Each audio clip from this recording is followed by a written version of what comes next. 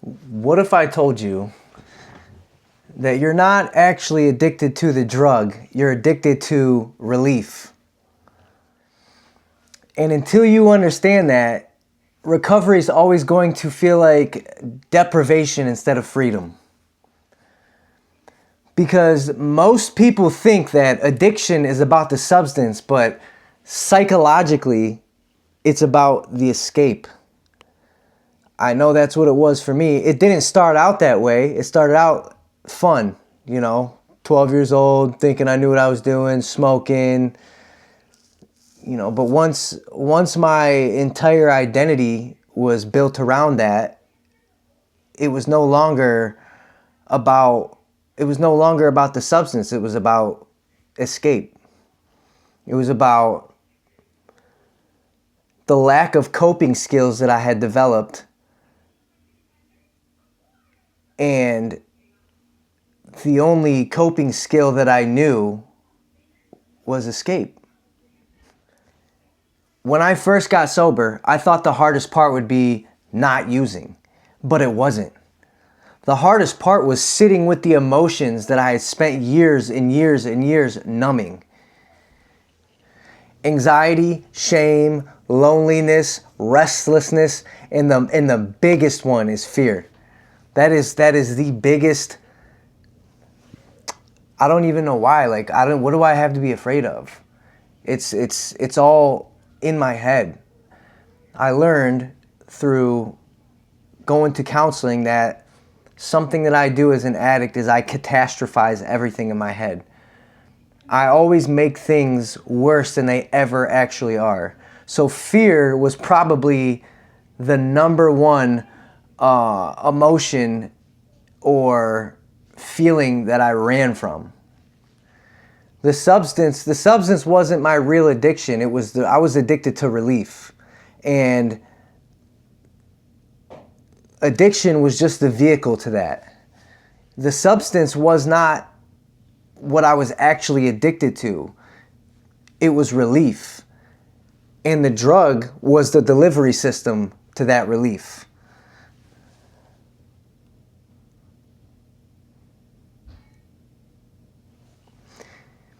Here's what's happening in the brain. When you experience trauma,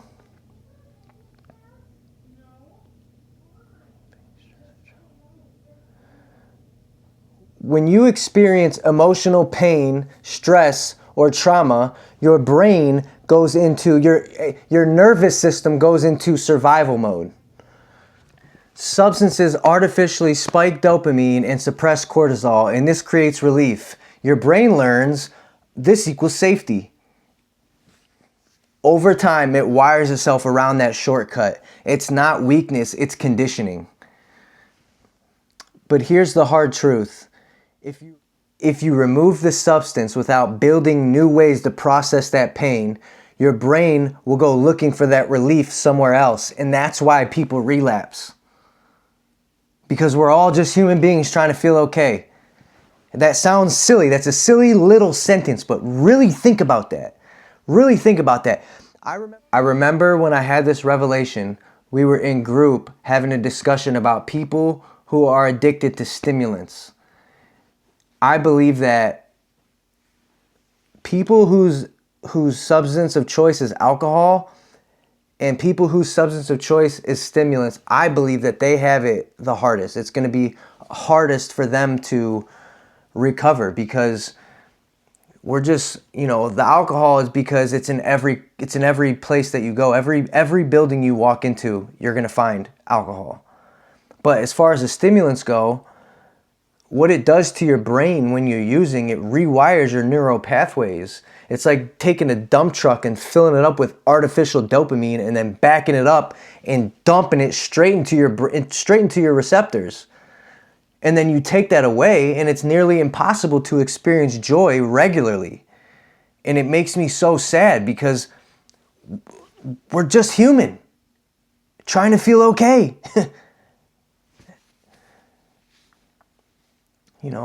And I don't say that to be discouraging to anybody, but it is possible. We do recover. I'm living, breathing, walking proof that we do recover. And my substance of choice wasn't necessarily stimulants, but if you had stimulants, my substance of choice was anything, everything. So again, if you remove the substance without building a new way to process that pain, your brain will go looking for relief elsewhere. That's why people relapse or replace one addiction with another. Because the problem was never just the drug. It was the inability to regulate internal discomfort. And like I said earlier, depending on how your life was as a kid growing up, a lot of us are not taught that as children. Here's the compassionate part. If you use substances to survive, that doesn't make you broken. It just means that you were trying to cope with something that you were never given the tools to cope with. That was me. But survival strategies that are built around substances eventually expire. And what once protected you begins to destroy you. And that's when change becomes necessary. So what do? Right? Because I always try to not only deliver the hard stuff, I'm really working on trying to also present a solution to this, right? Because that's what this is all about, the hope. That's what my whole platform, I built my whole platform to display the hope, because hope is a powerful thing. I know what it feels like to not have any hope. So what do? We build a new relief system. A healthy one. I'm going to give you a few examples that can literally actually rewire your brain. Journaling. I will always advocate for journaling, and not just because I made my own journal, because it's something that I developed, it's a habit that I developed while I was in residential treatment, and it's something that I still do to this day. Anybody that knows me, anybody that was a part of my recovery foundation, you will never see me out without something to write with, because it is vital. It is vital. Breath work, honest conversations, whether that's with somebody or with yourself on paper. Movement is huge. Get up and get moving, dude. Structure is imperative. I know for me, I thrive in structure. If I don't have structure, I'm just like a freaking dandelion blowing in the wind, just going wherever the wind blows me, right? You have to really be careful though, especially if you're in early recovery, because it's really easy to, like I said earlier, replace an addiction with another one. A lot of people I've seen relapse because they're so worried about getting back to work so fast, instead of really being thorough with the inner work. I think that structure is vital though. It's invaluable. And you can implement structure in many ways. I think that having a job is a really important part of structure, and it also gives you a sense of purpose, gainful employment. But like I said, just make sure that you find a balance between taking care of your sobriety and work. Your sobriety is the top priority, because if you do not maintain your sobriety, you ain't going to be able to work. You ain't going to be able to do nothing. Structure routines, therapy. I will always advocate for counseling and therapy. And there's a misconception around that. I grew up believing that if you had access to counseling and therapy, that must meant you were rich. That's not true. That is not true. And if you are having trouble finding resources in your area, these kind of resources, please reach out to me. Email me at thegandeeshow@gmail.com or leave a comment in one of my videos. I read all the comments. I would be more than happy to help you find resources in your area. And last, but absolutely not the least, is faith and spiritual grounding. Faith, it's so important to have faith in something bigger than yourself. It's vital, you know, and that looks different for everybody. The 12-step program was the vehicle that brought me into a relationship with God. I always believed God existed, but I never had a relationship with him. And I can tell you, speaking personally from my own personal lived experience, that I met Jesus this year. My life has never been better. I don't believe in jamming my spiritual beliefs down anyone's throat. I believe that attraction is always going to be better than promotion. That is just my opinion. And I want to slow down and park it on the journaling aspect for a minute. It's not just a nice idea, okay? Research from Dr. James, I don't know if I'm saying his name right, but James Pennebaker from the University of Texas shows that expressive writing, I'm going to give you some statistics. Expressive writing reduces anxiety and depressive symptoms, improves immune function. That is a crazy, crazy stat there. Writing can improve your immune function. And I'm not just spouting things out here. This is proven. It lowers stress hormone levels. It increases emotional regulation. And it absolutely improves working memory and clarity. I'll tell you what, the odds are against us. I will take those statistics on my side every single day of the week. Listen, man, the reason why I've made it as far as I've made it in recovery, in sobriety, is because by the time I got to treatment, I was desperate. I was willing to try anything. So really, there was nothing you could have told me I had to do that I wouldn't have tried, right? The key word there is tried.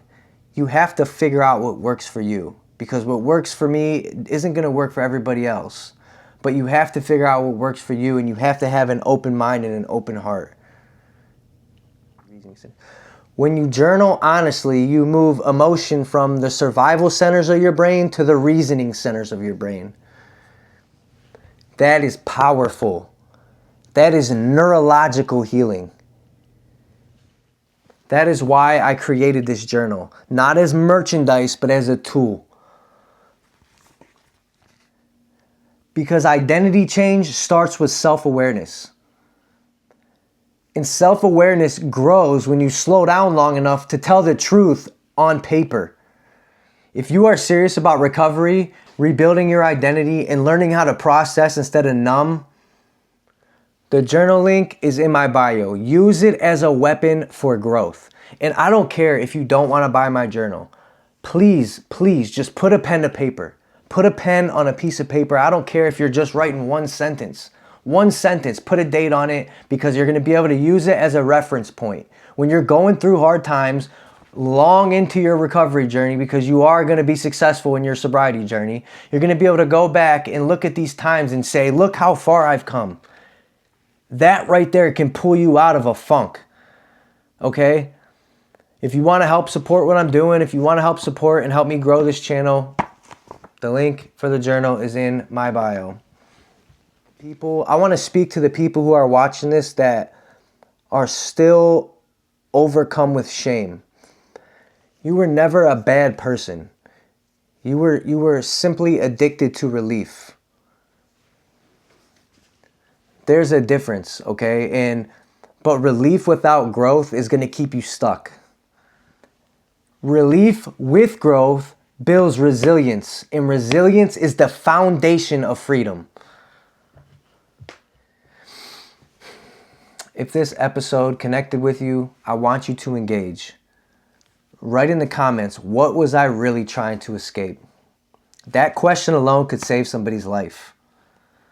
And if you have a story, if you've walked through addiction, relapse, recovery, if you're in the middle of it right now, I want to hear from you, please.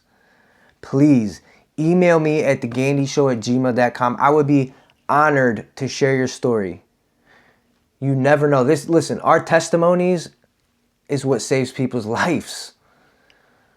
My mind was completely shut until I heard somebody's story up there in front of the podium that sounded exactly like my story. My mind was completely shut until I heard somebody tell my life story up there, who I didn't know. Never knew that person, but they were somehow telling my life story. Our stories, our testimonies is what saves people's lives, you guys. You never know who needs to hear your truth. Your story could be the reason why somebody decides not to give up today. We are building something bigger than content here. We are building a community for transformation. I'm building something bigger than me. I'm building something that's going to outlast me. And I would just love for you to be a part of it. Recovery isn't just about removing the substance, okay? It is about building the strength to sit with discomfort without running from it. And every time you choose growth over relief, you become someone that your old coping mechanisms can no longer control. If this helped you, subscribe. Share it with someone who you know needs to hear it. And don't ever forget that you are fearfully and wonderfully made. I'll see you in the next one. I love you. I'm out.